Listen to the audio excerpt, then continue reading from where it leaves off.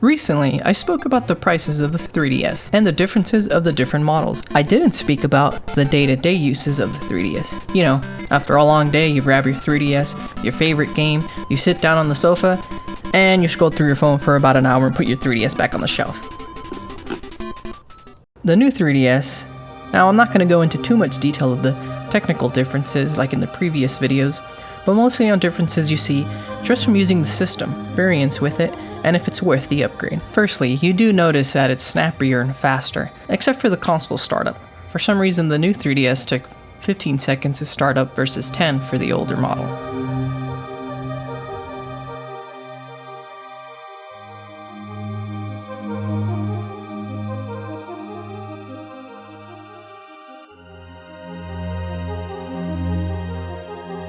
And most games took about the same time to start up with the different models. Alpha Sapphire 10 seconds versus 12, WarioWare Gold, Luigi's Mansion Dark Moon, both around the same. Although sluggish, the old 3DS keeps up in this department.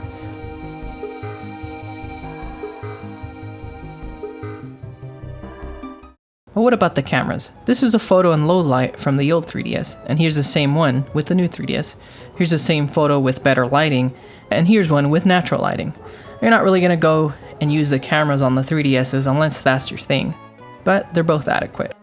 Now, I know I'm nitpicking, but one thing I do like about the old 3DS is the Wi-Fi switch. If I want to enable or disable the Wi-Fi, bam, done. On the new 3DS, I have to go into the menu, I have to scroll down here and turn it off. Alright, listen here. You better turn off your Wi-Fi right now without opening your 3DS, or else I'm going to have to use this on you. Ah, crap. On a different note, let's talk about game performances. Let's do a Pokemon battle comparison, huh? Why not? Let me just call up a friend real quick, which I have lots of. Hey, thanks for coming out, and you're definitely real, not just me with different clothes that I green screen into the frame. Hey, what's up? I brought my 3DS and a Pokemon game, and I'm definitely real, and not just you in different clothes and I put a green screen. Okay, I have both 3DSs lined up with a Pokemon battle on Alpha Sapphire. A double battle to be precise, to really push the consoles a little bit more. And there's not much of a difference. There is a frame drop every now and then on the old 3DS, but if you're not a stickler for frame rates, it's not a big deal. Smash Bros on the old 3DS takes a really long time to load compared to the new 3DS. Other games like Hyrule Warriors and Metal Gear Solid 3 do run a little bit smoother on the new 3DS. Sure, performance on the new 3DS is better, but it's to be expected somewhat. And another design build I prefer on the old 3DS is the SD card location. On the new 3DS, you have to remove these screws to reveal the SD card under the faceplates.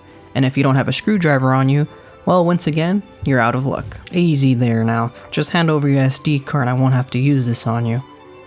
Really? Again?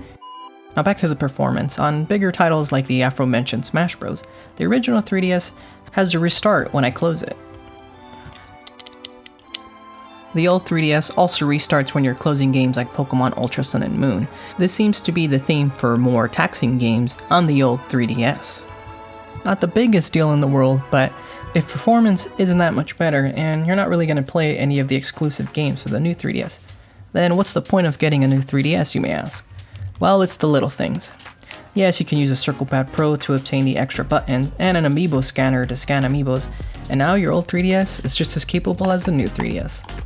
Well, almost. Even though the second Circle Pad is better than this, it doesn't beat the convenience and efficiency of having these things natively. Plus, the Circle Pad Pro adds a lot of bulk to your 3DS. Even so, one thing you can't upgrade on your old 3DS is the 3D effect itself. Listen, I like the 3D effect. I play mostly with it on. Yes, I know, I'm a weirdo. But the 3D, it just makes the games look better to me. It's subjective. With the old 3DS, I had to make sure not to move my head or the 3DS too much because the 3D effect would go all bonkers. Plus, it kind of strains your eyes if you use the 3D a lot like I do. Probably explains the headaches and the blurry vision. But the new 3DS, the 3D effect is miles better. I can now swivel my head slightly to the side and it tracks your eyes. It's a huge plus for those who like the 3D like me.